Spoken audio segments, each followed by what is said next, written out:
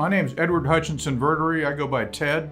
I'm a Naval Academy graduate and served for 8 years on active duty in the submarine force, and then an additional up to 22 years in the reserves here in Atlanta.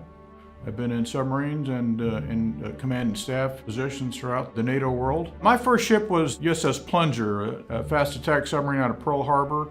They're in Vietnam, and we were deployed 30 out of 36 months in and around the war zone. But in submarine force, we basically were out and about collecting intelligence, doing things that are not unclassified even to this day. And in my second ship, I was on USS Francis Scott Key. I was the chief engineer, which was a ballistic missile submarine operating out of Rota, Spain.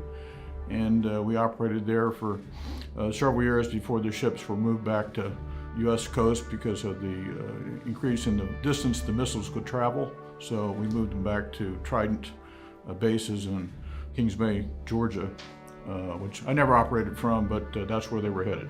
In the course of my early years on the first ship, the Plunger, my ship was asked to deploy early because one of my sister ships, in fact, a classmate of mine was on a ship called the Tautog that was had a collision with a Russian submarine, and then we took that ship's place on deployment rather unexpectedly because they came in with half their sail missing. That's the upper part of the ship that was crushed in an accident.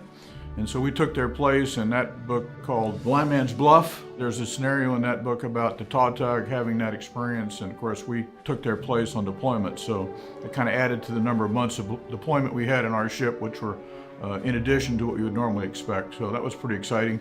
My wife didn't think it was too exciting because we'd only been married about a week when we found out my ship was taking the other ship's place on deployment. So she got to spend the first 6 to 8 months of our marriage alone in Hawaii without me.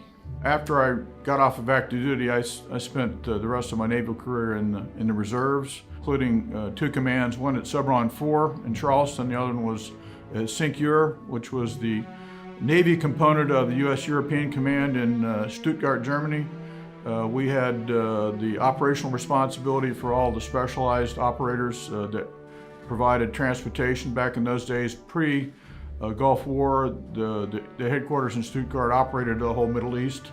So we were responsible for providing the airlift and the transportation for all the special operations forces. It's a privilege to serve, that you're surrounded by, and at least in my case in the submarine force, some of the finest people I've ever worked with in my career, and I've had lots of other experience outside of the military. But the people that I served with and the people that I knew in the Navy and still know today, the finest people I've known. My classmates at the Naval Academy, I graduated in 1967, and then from there through all of my active and reserve service, I was privileged to be around people that were not only dedicated professionals and public servants, they were just terrific people who in their own walks of life had been very successful. So I'm very proud of my association and having known and served with those folks both on active duty and reserve duty. And I think anybody who has the opportunity to serve should serve because the experience is very enriching.